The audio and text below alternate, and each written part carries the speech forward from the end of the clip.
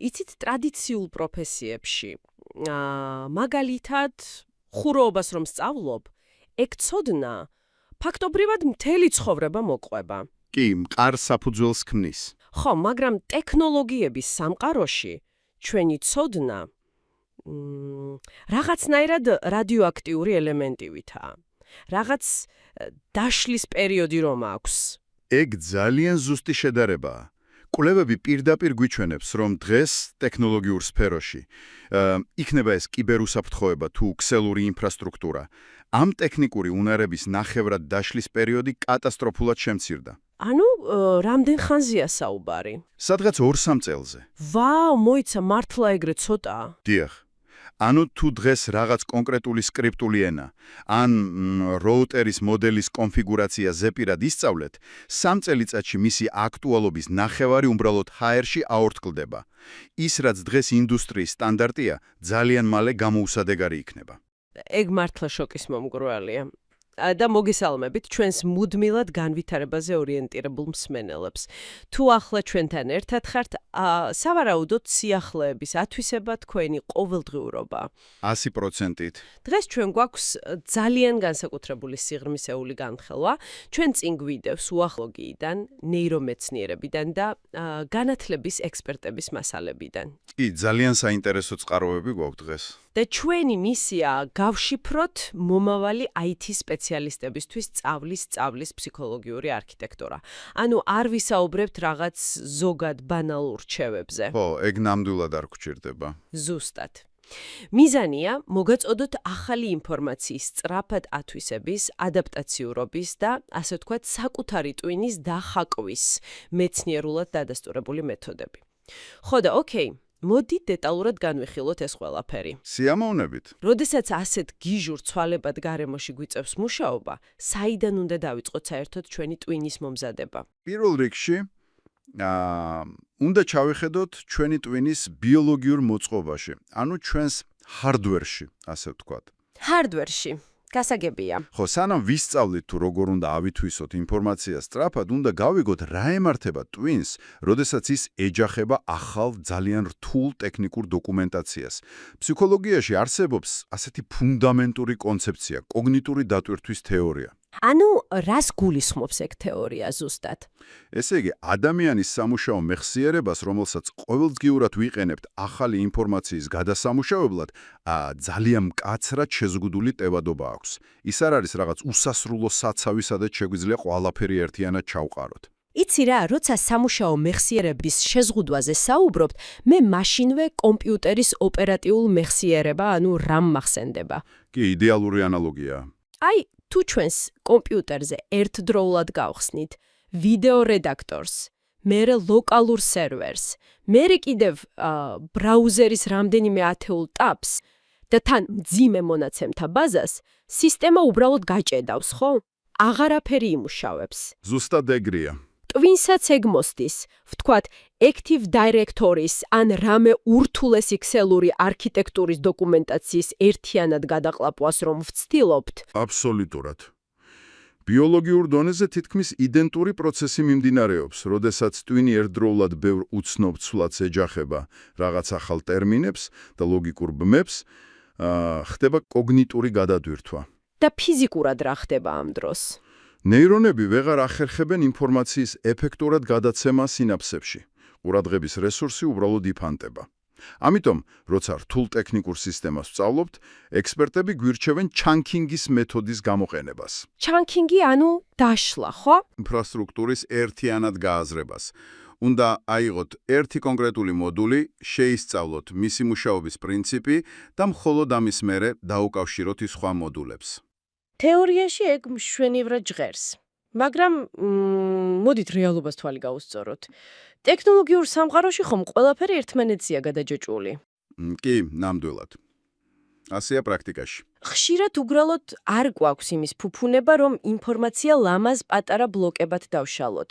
ზოგჯერ პრობლემის გადასაჭრელად მთლიანი კონტექსტის დანახვა გვჭირდება ერთიანად, რაც იწვევს აი საშინელ კოგნიტურ დაღლილობას და დისკომფორტს. ეგ შეგრძნება ყველასთვის ნაცნობია. ხო და როგორ უნდა მოვიქცეთ მაშინ, როცა ეს დისკომფორტი გარდაუვალია?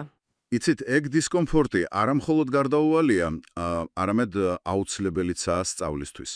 და აქ შემოდის ნეიროპლასტიკურობის ფენომენი. ანუ ტვინის უნარი რომ შეიცვალოს. ზუსტად.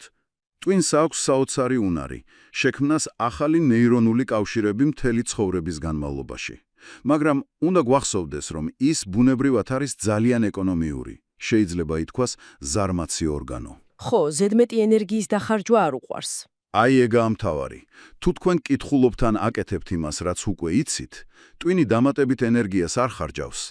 ახალი სინაფსური კავშირები, ანუ რეალური ფიზიკური ცვლილებები ტვინში, იქნება მხოლოდ და მხოლოდ მაშინ, როცა რაღაც რეალურად რთულს ეჭიდებით.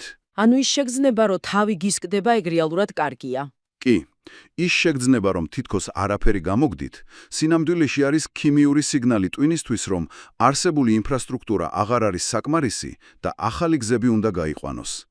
იოლი ამოცანები ტვინს უბრალოდ არ ავითარებს. ესე იგი, როცა ვწვალობთ, სწორედ მაშინ ვითარდებით. თუმცა, აი აქ ერთი დიდი წინააღმდეგობა მხდება და უნდა გკითხოთ. გისმენთ? მე პირადად არაერთხელ მქონია შემთხვევა, როცა საათობით ვუყურებ პროგრამირების ან ქსელური უსაფრთხოების ტუტორიალებს, ინსტრუქტორი ხსნის, მე ვუსმენ, ლოგიკას მივყვები და ვგზნობ, რომ აბსოლუტურად ყველაფერი მესმის. ხო, ეგ ძალიან ხშირია. არანაირი დისკომფორტი არ მაქვს ამ დროს. პირიქით, კმაყოფილი ვარ საკუთარი თავით, მაგრამ როგორც კი ცარიელ ეკრანს უჯდები, რომ კოდი თავად დავწერო, არ რაღაც ქსელი ავაწყო, ვხდები, რომ ერთი ხაზის დაწერაც არ შემიძლია. რატომ ატყუებს საკუთარი ტვინი? მეუბნებით, რომ მე დროტყვილად დავკარგე. რაც აქ ყველაზე საინტერესო არის ის, რომ თქვენ ახლა აღწერეთ დამწყები და ხშირად გამოცდილი სპეციალისტების ყველაზე გავრცელებული მახე. ამას ფსიქოლოგიაში ეგრეთ წოდებული ცოდნის ილუზია ეწოდება. ცოდნის ილუზია.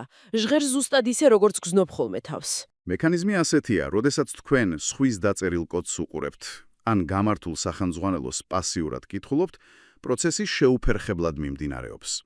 თქვენი ტვინი ინფორმაციას სწრაფად ამუშავებს და გამოიყოფა დოფამინი. სიამოვნების ჰორმონი, ხო? დიახ, რომელიც გიქნით განცდას, რომ ეს მასალა უკვე აითვისეთ. მაგრამ ბიოლოგიურ დონეზე თქვენ უბრალოდ აკვირდებით ინსტრუქტორის ტვინში უკვე არსებულ ნეირონულ კავშირებს. თქვენს ტვინს თავად არ გაუვლია ეს რთული გზა, რომელიც ამ შედეგამდე მიდის. გამოდის, რომ პასიური კითხვა ან ტუტორიალების უბრალოდ ყურება რეალურ ფიზიკურ კვალს არ ტოვებს ჩვენს ტვინში. და ეგრეთ წოდებული ცოდნის ილუზია ხრება მაშინვე, როგორც კი პრაქტიკაში გადავდივართ. მაშ როგორ ვაიძულოთ ტვინი, რომ ეს ცოდნა რეალურად ჩაიბეჭდოს? ერთადერთი გამოსავალი არის აქტიური გახსენების, ანუ active recall-ის მეთოდი. რეალური სწავლა არ არის ინფორმაციის თქვენს თავში ჩატვირთვის პროცესი. აბა რა არის? ეს არის ინფორმაციის იქიდან ამოღების პროცესი, როდესაც წიგნს ხურავთ ან ვიდეოს აპაუზებთ და ცდილობთ მეხსიერებიდან სრულიად დამოუკიდებლად ამოიტანოთ ახალი ლოგიკა, აი მაშინ თქვენი ნეირონები იძულებულნი არიან დაუკავშირდნენ ერთმანეთს. და ეს ქმნის მერე იმ კავშირებს, ხო? ზუსტად. სწორედ ეს ძალისხმევა ქმნის მყარ სინაფსურ კავშირებს. რაც უფრო მეტად გიჭირთ გახსენება და რასაც წეგან ვამბობდით, წვალობთ, მით უფრო ძლიერდება ეს კავშირი. კარგი, აქტიურ გახსენებაზე სრულად გეთანხმებით, მაგრამ მეორე სტრატეგია, რომელსაც ექსპერტები ხშირად გვთავაზობენ, არის ინტერვალური გამეორება. ანუ მასალის დროში გადანაწილება. დიახ, spaced repetition. მოდით პირდაპირ ვთქვათ, IT სფეროში ეს ყოველთვის არ მუშაობს. როცა ხვალდილით სერვერი მაქვს ასამუშავებელი, ან სასწრაფოდ უნდა ვისწავლო ახალი პროტოკოლი დედლაინის გამო, მე არ მაქვს იმის დრო, რომ მასალა დღეს 10 წუთით ვისწავლო, მერე ზეგრ გავიმეორო და მერე კიდევ ერთ კვირის თავზე. სავსებით გასაგებია. ხო და როგორ უნდა მოვარგოთ ეს მიდგომა მაღალი წნეხის გარემოს? თითქოს შეუძლებელია. ეს ძალიან რეალისტური გამოწვევაა. ექსტრემალურ სიტუაციებში ჩვენ მართლაც გვიწევს მასალის ერთიანად დაზეპირება. თუმცა უნდა გვესმოდეს ფასი, რასაც ამაში ვიხდით. რა ფას ვიხდით მაგ დროს ტვინის დონეზე? როცა ინფორმაციას ერთ ღამეში ტვირთავთ, ის თავსდება ჰიპოკამპუსში, რომელიც ჩვენი მოკლევადიანი მეხსიერების ცენტრია. პრობლემა ისაა, რომ ჰიპოკამპუსი სწრაფად იცლება. გრძელვადიანი მეხსიერების შესაქმნელად აუცილებელია, რომ ინფორმაცია ჰიპოკამპუსიდან გადავიდეს ნეოკორტექსში, ანუ ტვინის ქერქში, სადაც ის მუდმივად შეინახება. და ეგ როგორ ხდება? ეგ გადატანა ძირითადად ძილისა და დასვენების ფაზებში ხდება დროთა განმავლობაში. ანუ, როცა გამოცდის წინა ღამეს ვათენებთ და ათასობით გვერდს ვკითხულობთ, მეორე დღეს შეიძლება გამოცდა ჩავაბაროთ, მაგრამ ერთ თვეში სრულიად ცარიელი თავი გვექნება. ზუსტად. და თქვენი ტვინი ზედმეტ ეგრეთ წოდებულ გამოუყენებელ ინფორმაციას უბრალოდ წაშლის. ინტერვალური გამეორება კი იყენებს ადამიანის დავიწყების მრუდის პრინციპს. დავიწყების მრუდს. ხო, ყოველ ჯერზე, როცა მასალა დავიწყების პირასაა და თქვენ მას იხსენებთ, ტვინში იგზავნება მკაფიო სიგნალი. ეს ინფორმაცია ჩემი გადარჩენისთვის აუცილებელია. შესაბამისად, ნეირონული ქსელი მას უფრო ღრმად ბეჭდავს ნეოკორტექსში. მაგრამ დედლაინი თუ ხვალ გვაქვს, ამას ვერ ვიზამთ. კი, თუ დედლაინი ხვალ გაქვთ, ცხადია, მასალას დროში ვერ გაანაწილებთ. მაგრამ თუ საუბარია ფუნდამენტური უნარების, ვთქვათ, Python-ის სინტაქსის ან ღრუბლოვანი არქიტექტურის მუდმივ ათვისებაზე, ამის გარეშე შეუძლებელია ნამდვილი პროფესიონალი გახდეთ. ანუ სისტემა უნდა შევქმნათ რაღაცნაირად. აუცილებლად. უნდა შექმნათ სისტემა, სადაც პერიოდულად, დროის ზრდად ინტერვალებით დაუბრუნდებით ხოლმე ძველ კონცეფციებს. გასაგებია. დამახსოვრება ტვინის ბიოლოგიური პროცესია, რომელსაც თავისი მკაცრი წესები აქვს. მაგრამ დამახსოვრება მხოლოდ მედლის ერთი მხარეა ჩემი აზრით. ნამდვილად. მე შემიძლია ზეპირად ვისწავლო თუ როგორ მუშაობს კონკრეტული დაშიფრვის ალგორითმი, მაგრამ რეალურად არ მესმოდეს მისი არსი. როგორ უნდა შევამოწმოთ საკუთარი თავი, მართლა გააზრებული გვაქვს ეს რთული ლოგიკა, თუ უბრალოდ რაღაც ტერმინები დავიზეპირეთ. ამისთვის საუკეთესო ინსტრუმენტია ლეგენდარული ფიზიკოსის რიჩარდ ფეინმანის მეთოდი. ფეინმანის მიდგომა ეფუძნება ერთ მარტივ პრინციპს. და რა პრინციპია ეგ? თუ თქვენ არ შეგიძლიათ რაინერ რთული კონცეფცია მარტივი ენით აუხსნათ ადამიანს, რომელსაც ამ სფეროში საბაზისო ცოდნაც კი არ აქვს, მაშინ თქვენ ის საერთოდ არ გესმით. ტერმინოლოგია ხშირად გვეხმარება ჩვენი არცოდნის დამალვაში. მოდით ეს IT სპეციალისტების ყოველდღიურობაში გადმოიტანოთ, ხო? ვთქვათ, გევალებათ არატექნიკურ მენეჯერს ან კლიენტს აუხსნათ, რატომ სჭირდებათ load balancer-ი თავიანთი სერვერებისთვის. ძალიან კარგი მაგალითია. თუ თქვენ იწყებთ საუბარს პაკეტების მარშრუტიზაციაზე, მერე რაღაც TCP/IP პროტოკოლებზე და სერვერის ჰიპერვიზორებზე, კლიენტი ვერაფერს გაიგებს, შანსი არაა. მაგრამ თუ ეტყვით, წარმოიდგინეთ, რომ გაქვთ ერთი სალარო და ასობით მომხმარებელი. რიგი საშინლად გაიწელება. და load balancer-ი არის მენეჯერი, რომელიც ამ მომხმარებლებს 10 სხვადასხვა სალაროსთან ანაწილებს, რომ არავინ შეფერხდეს. შვენიერია. ხო, ანუ ეს უკვე ნამდვილი გააზრებაა. ფეინმანის მეთოდი პირდაპირ გაიძულებთ, რომ მოაშოროთ ჟარგონების ფარი და გამოაჩინოთ რეალური შიშველი ლოგიკა. ეგრეა.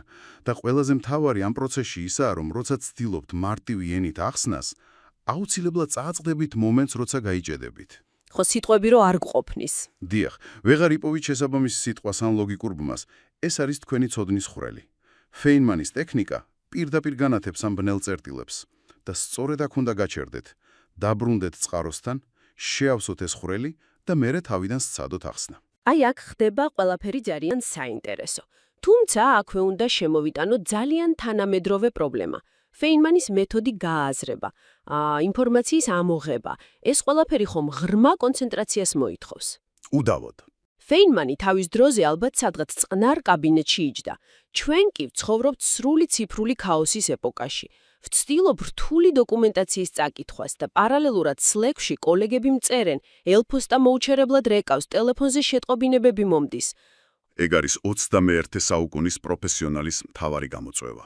ხო და ჩვენს ტვინს ისებაც უჭირს ახალი მასალის ათვისება და ამ დისტრაქციების ფონზე როგორ უნდა შევინარჩუნოთ საერთოდ ფოკუსი. ნეირომეცნიერულად რომ ახსნათ ყოველი ყურადღების გადატანა, თუნდაც ერთი წამით Slack-ში შეტყობინების წაკითხვა იწვევს ეგრეთ წოდებულ კონტექსტის ცვლილებას. თქვენს ტვინს უწევს ერთი ნეირონული ქსელის გამორთვა და მეორეს ჩართვა. და მერე უკან რო ვბრუნდები დოკუმენტაციაზე. როცა უბრუნდებით, სამუშაო მერსიერება უკვე წაშლილია და ხელახლა გიწევთ ინფორმაციის ჩატვირთვა. ეს იწვევს უზარმაზარ კოგნიტურ დაღლილობას. ამიტომ მკვლევარები ძალიან მკაცრად გვირჩევენ პომოდოროს ტექნიკის და ღრმა ფოკუსის, ანუ deep work-ის გამოყენებას. პომოდორო ყველას გაგვიგია. 25 წუთიანი უწყვეტი მუშაობა და მერე 5 წუთი დასვენება. მაგრამ ისიც რა მაინტერესებს? რატომ მაინც და მაინც 25 წუთი? არის ამაში რამე მაგია? მე ზოგჯერ ფიქრობ, ხო არ ჯობია პირდაპირ 3 საათი გადაბმულად ვიმუშაო და მალე მოვრჩე საქმეს? 3 საათი გადაბმულად ინტენსიური კოგნიტიური მუშაობა ბიოლოგიურად შეუძლებელია გამოფიტვის გარეშე. 25-დან 30 წუთამდე არის ის ოპტიმალური ნეირობიოლოგიური ზღვარი, რომლის განმავლობაში ჩვენს ტვინს შეუძლია შეინარჩუნოს უმაღლესი დონის კონცენტრაცია. ანუ მაგის მერე ტვინი იღლება. კი, და არაგროვებს ადენოზინს, ნივთიერებას, რომელიც დაღლილობის შეგრძნებას იწვევს. ამ 25 წუთის განმავლობაში თქვენ აბსოლუტურად ყველაფერს თიშავთ. შეტყობინებები გამორთულია, ეს არის იზოლირებული სივრცე, სადაც ზედაპირული ინფორმაციიდან სტრუქტურულ გააზრებაზე გადადიხართ. და ის 5 წუთი დასვენება. მართლა ეგრე მნიშვნელოვანია. აუცილებელია. არა უბრალოდ დასასვენებლად, არამედ იმისთვის, რომ ტვინმა ახლად მიღებული ინფორმაციის დამუშავება და დალაგება შეძლოს ფონურ რეჟიმში, სანამ შემდეგ პორციას მიიღებს. მესმის, მაგრამ მოდით ისევ ფეიმანის მეთოდს დაუბრუნდეთ.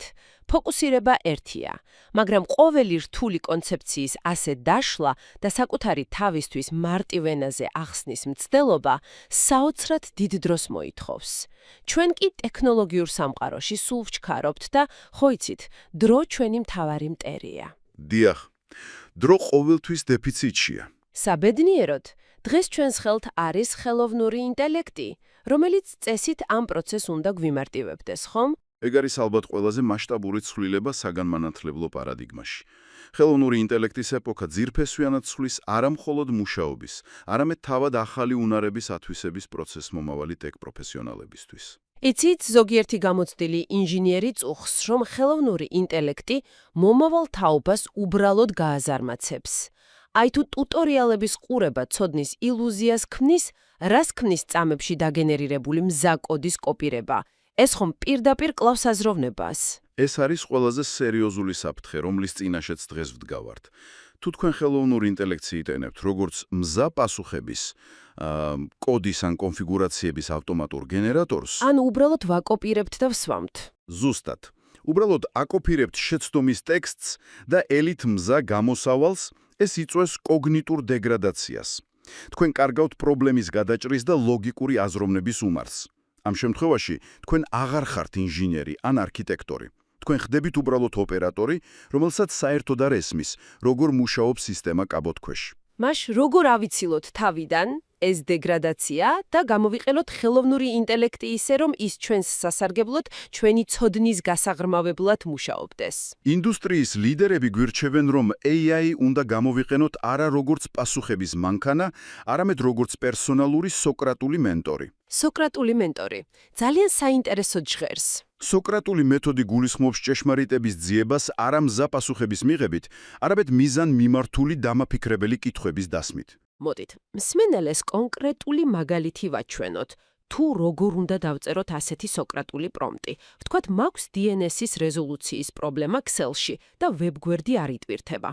ნაცვლად იმისა, რომ მივწერო დამიწერე ბრძანება, რომელიც ამ DNS შეცდომას გამოასწორებს, მე მას უნდა მივცე სულ სხვა დავალება. აბა როგორ უნდა ვკითხოთ? მაგალითად, იმოქმედე როგორც გამოცდილმა ქსელურმა ინჟინერმა და ჩემმა მენტორმა. მაქვს DNS-ის პრობლემა ლოკალურ ქსელში. არ მომცე მზა ბრძანება ან პირდაპირი პასუხი. ამის ნაცვლად დამისვი პირველი სადიაგნოსტიკო კითხვა, რომელიც მაიძულებს თავად მივხვდე, თუ სად არის შეცდომა არქიტექტურაში. ბრწყინვალე მაგალითია. ასეთი მიდგომით თქვენ ქმნით ზუსტად იმ გარემოს, რასაც რეალურ სამსახურში სინიორ დეველოპერთან მუშაობა ჰქვია. ის ზურგს უკან გიდგათ უყურებს ეკრანს, მაგრამ თქვენს კლავიატურას არ ეხება. ხო, ხელებზე არ გირტყამს, მაგრამ გაფიქრებს. ზუსტად. ის გისვამთ კითხვებს ლოგებში თუ ჩაიხედე. რომელ პორტზე გადის ეგ ტრაფიკი? ამ გზით თქვენი ტვინი იძულებულია თავად გაიაროს ანალიზის გზა, შეიქმნას დისკომფორტი და შესაბამისად ახალი ნეირონული კავშირები. ხელოვნური ინტელექტი ამ ფორმით გეხმარებათ დიდი სურათის დანახვაში და გაჩვევთ ეგრეთ წოდებულ ავტომატიზაციის აზროვნებას.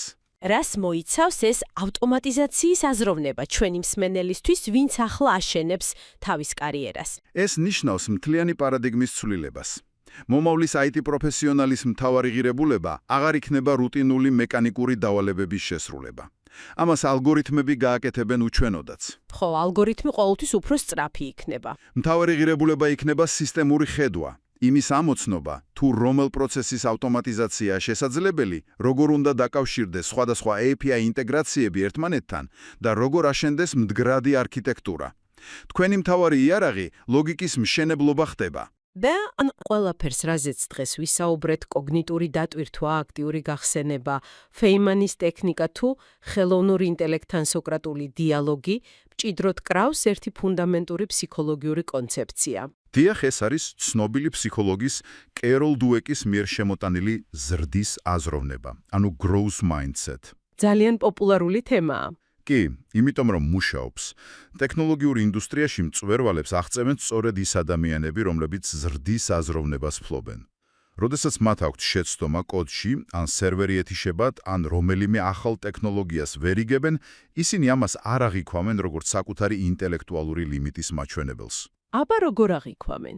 მათთვის ეს არის უბრალოდ უკავშირი სისტემიდან, პირდაპირი მონაცემი იმის შესახებ, თუ რა მიმართულებით უნდა წავიდნენ შემდეგ. სწავლის სწავლა ნიშნავს იყო კომფორტულად საკუთარ არცოდნასთან და გქონდეს მეთოდები, რომ ეს არცოდნა მერე ცოდნად გარდაქმნა. მაშასე, მსმენელო, რას ნიშნავს ყოველივე ეს პრაქტიკაში? მოდით ახლა ეს ყველაფერი პრაქტიკაში გადმოვიტანოთ და ერთ კონკრეტულ მაგალითზე შევაჯამოთ, რათა დავინახოთ, როგორ მუშაობს ჩვენ მიერ განხილული ყველა ინსტრუმენტი ერთიანობაში. კარგი აზრია. ავიღოთ მაგალითად CompTIA A+ სერტიფიცირებისთვის მომზადების და ოპერაციული სისტემების შესწავლის პროცესი. თუ თქვენ მხოლოდ კურსის ვიდეოებს უყურებთ, ან თეორიულ სახელმძღვანელოს კითხულობთ, ჩვენ უკვე ვიცით, რომ ეს მხოლოდ ეგრეთ წოდებულ ცოდნის ილუზიას ქმნის და გამოცდაზე აუცილებლად ჩაიჭრებით. 100% ჩაიჭრებით. ხო და აბსოლუტურად აუცილებელია, რომ გადახვედეთ პრაქტიკაში. თქვენ თავად უნდა შეექმნათ ვირტუალური მანქანები, უნდა დაინსტალიროთ სხვადასხვა ოპერაციული სისტემები, შეგნებულად გააფუჭოთ კონფიგურაციები და პრაქტიკული დავალებები დამოუკიდებლად თან მრავალჯერ შეასრულოთ. ეგ არის მთავარი გასაღები.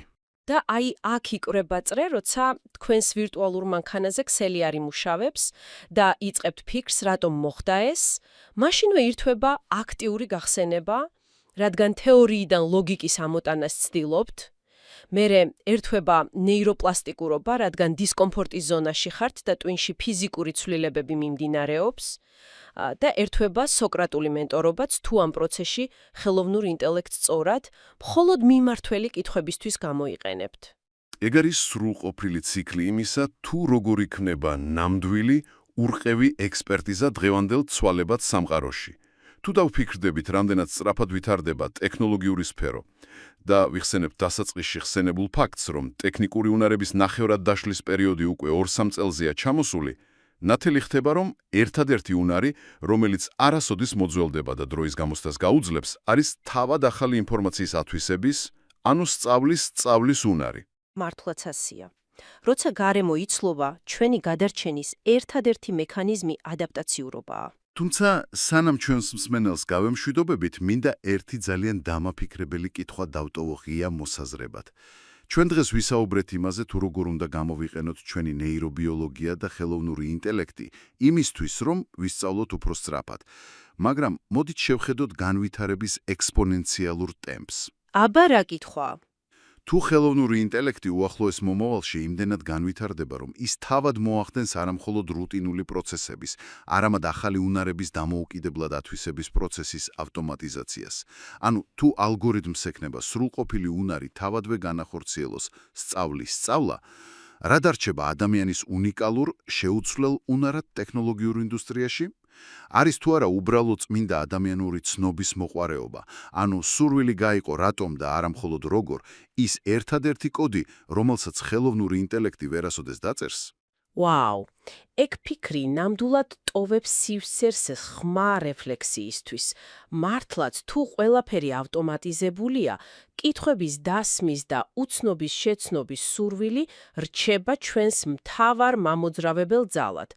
მსმენელო, ვიმედოვნებთ, რომ ჩვენმა დღევანდელმა სიღრმისეულმა განხილვა მოგცათ არა მხოლოდ ახალი პერსპექტივა, არამედ კონკრეტული, პრაქტიკული ინსტრუმენტები. ახლა მთავარია ეს ცოდნა თაროზე არ შემოდოთ.